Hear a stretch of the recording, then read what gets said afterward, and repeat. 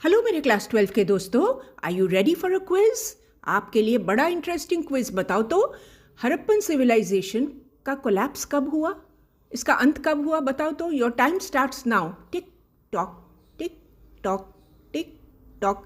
याद आ गया ना? 2500 बीसी से इसकी डिक्लाइन शुरू हुई, अवनति शुरू हुई, और 1300 बीसी आते आते ये अंत हो गया। सिविलाइजेशन तो अंत हो गया। लोगों ने क्या किया? एनिमल हस्बेंड्री, खेती बाड़ी की, कुछ लोगों ने पॉटरी बनाई, कुछ लोगों ने वीविंग की, जैसे गांव का जीवन होता है। इस समय कोई राज्य तो जरूर हुए होंगे, पर हमें इसके कोई ठोस प्रमाण नहीं मिले, कॉन्क्रीट एविडेंस नहीं मिले। ऐसे 1000 ईयर्स निकल गए, और जो हमें सबसे पहला कॉन्क्रीट एविडेंस जो हमें मिल रहा है, ये 1000 ईयर्स के बाद ही हमें मिल रहा है। इंडस वैली के ख़त्म होने के 1000 ईयर बाद। और समय था, देख लो इसे अच्छी तरीके से।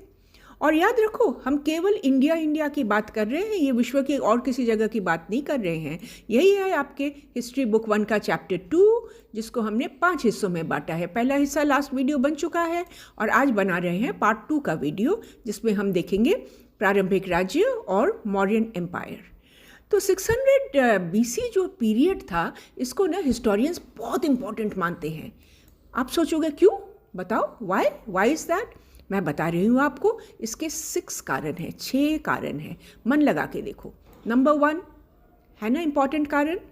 नंबर 2, अरे लोहे का क्या होगा? लोहे से तो बहुत इंपॉर्टेंट है, इतनी सारी चीज़ें बनती है। इस पिक्चर को अच्छे से देखो और मुझे बताओ इनमें से आज भी कौन कौन सी चीज़ें बनती हैं। नंबर 3 को देखो, कॉइनेज जो बना, इससे क्या पता चला कि बड़ा ज़बरदस्त ट्रेड होता था, इकोनॉमी बहुत वाइब्रेंट थी। और 4th में हमने क्या देखा कि इस वक्त हिंदू के कई वेद और दूसरे धर्म सूत्र, इनका कंपोजिशन हुआ। और 5th में केवल हिंदुइज्म नहीं, यहाँ बुद्धिज़्म और जैनिज़्म, ये भी इनका भी एवोल्यूशन हो रहा था। एंड फाइनली जो बड़े बड़े 16 किंगडम बने यहाँ, इनको कहते थे महाजनपद। आपने अगर महाभारत पढ़ी है या महाभारत मूवी देखी है, सीरियल देखी है, तो कुछ जनपद तो नाम, जैसे मगध, कौशल, कुरु, पांचाल, गांधार, इनके नाम तो आपने जरूर देखे होंगे। मैप पे देखो ये कहाँ कहाँ है। गांधार देखो एकदम वेस्ट में, और मगध एक जहाँ आज का बिहार है। तो कुछ महाजनपद पर राजा शासन करते थे, और कुछ पे कुछ राजाओं का एक संघ या ओलिगार्की, ये शासन करते थे एक ग्रुप बनाकर। तो 600 बीसी से लेकर 400 बीसी तक जो एम्पायर, जो राज्य सबसे स्ट्रॉन्ग था, वो था मौर्यन एम्पायर, और ये बना मगध जनपद से। मगध जनपद itself was very very prosperous, बहुत ही समृद्ध था। पहले इसकी कैपिटल थी राजगीर, और फिर बाद में ये बनी पटना, पाटलिपुत्र उसका नाम था। हाँ, वही पटना, लालू जी, नीतीश जी, तेजस्वी यादव, इन सब का पटना, बिल्कुल। अब आप पूछोगे, तो ये मगध इतना पावरफुल कैसे बन गया था उस वक्त? हाउ, कैसे? आप देखो इसको, कई कारण हैं इसके। सबसे पहले अच्छी खेती बाड़ी, क्यों ना हो, इतनी सारी नदियाँ जो है और खूब सारा अलूवियल सॉइल, तो अच्छी खेती बाड़ी तो होनी थी। और बड़े बड़े लोहे के खदान से लोहा निकालो और कितना कुछ औजार बना सकते हो। गंगा और जो सहायक नदियाँ हैं, क्रिस क्रॉस करती है पूरे स्टेट को और पूरे जगह को, और यहाँ पे रिवर ट्रैवल बहुत कॉमन था, लोग रिवर से इधर उधर जाते थे। और फाइनल जंगलों में तो कितने हाथी मिलते थे जो युद्ध के लिए, देखो युद्ध में जाते थे तो एनिमी को तितर बितर कुचल के, देख रहे हो कैसे कर देते थे एनिमी को।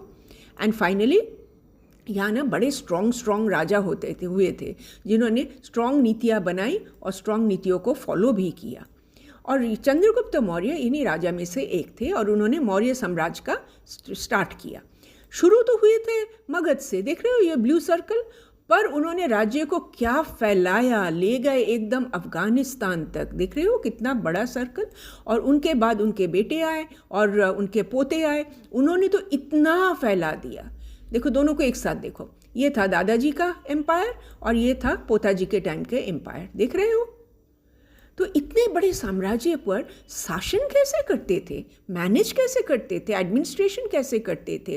तो हिस्टोरियंस ने इसके लिए उन्होंने कई जगह से उनको प्रमाण मिले हैं। सबसे पहले जो सम्राट अशोक के रॉक एडिक्ट्स, शिलाओं पे जो लिखे हुए हैं, देखो ये ब्राह्मी स्क्रिप्ट में लिखा हुआ है। जब ब्राह्मी स्क्रिप्ट समझ आ गई तो इसकी सब भाषा जो क्या लिखा है ये भी समझ आ गई। मिले हैं मूर्तियाँ, स्कल्पचर्स और पुराने भवन के भग्नांश, देखो कितने सुंदर मूर्तियाँ हैं।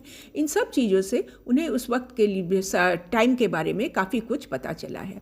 और इनके अलावा और भी मिले हैं, जैसे कौटिल्य का अर्थशास्त्र, ये जो उन्होंने पॉलिटिक्स और इकोनॉमी पे लिखा था वो आज भी लोग इसे पढ़ते हैं। मिले हैं अर्ली बुद्धिस्ट टेक्स्ट, देखो जो भगवान बुद्ध ने जो सिखाए थे उन सब के ये लिखे हुए हैं भोजपत्र पे, देख रहे हो, बर्च ट्री बार्क पर। और आज के कोई 3000 साल पहले लिखा हुआ हमें ऐसे टुकड़े टुकड़े मिले हैं।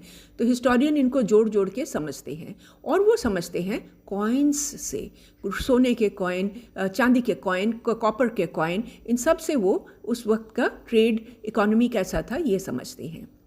तो इन सब को उन्होंने क्या समझा और उससे हमें क्या जानना चाहिए, हमें उसको भी हम देख लेते हैं। सबसे पहले हम जानेंगे कि मौर्य साम्राज्य में ना इतना बड़ा जो एम्पायर था इसको उन्होंने 5 सेंटर्स से रूल किया।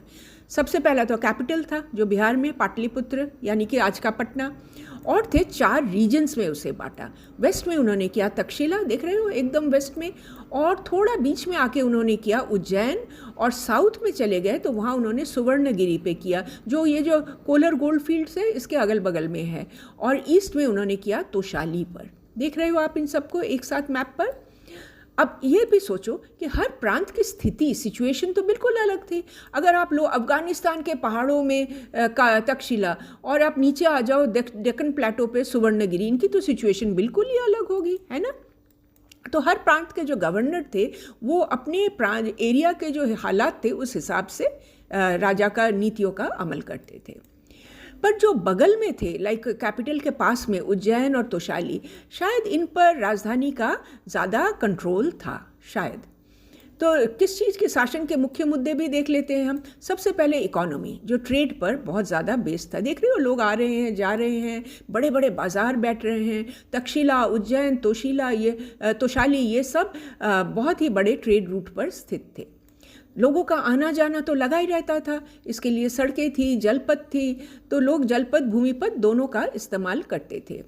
और धर्म प्रचार, देश में कौन कौन से धर्म हो रहे हैं राजा उस पर भी ख्याल रखते थे, और वो धार्मिक धर्म प्रचार के गुरु थे वो भी एक जगह से दूसरी जगह जाते थे। और सारे देश में इंफॉर्मेशन का फ्लो कैसे होता था उसके लिए थे डाक हरकरा। ये देखो ये लोग भाग भाग के समाचार लेके एक जगह से रिले रेस की तरह चलते थे, और ये हमारे भारत में कोई हजारों साल पुरानी ट्रेडिशन है, इसको बिल्कुल याद रखना, डाक हरकरा। तो ये यात्री, ये डाक हरकरा वगैरह जो जाते थे उनके लिए जगह जगह पर रेस्टिंग प्लेस, कैरावन सराय या सराय खाना, और इनकी सिक्योरिटी भी बहुत इंपॉर्टेंट थी, और इनकी शांति और सिक्योरिटी बनाती थी आर्मी। ये देखो आर्मी मार्च कर रही है, कितना सुंदर है ना, उस समय से बना हुआ देख रहे हैं हम। और सेना को ये काम के लिए 6 सब कमिटीज़ बनी थी।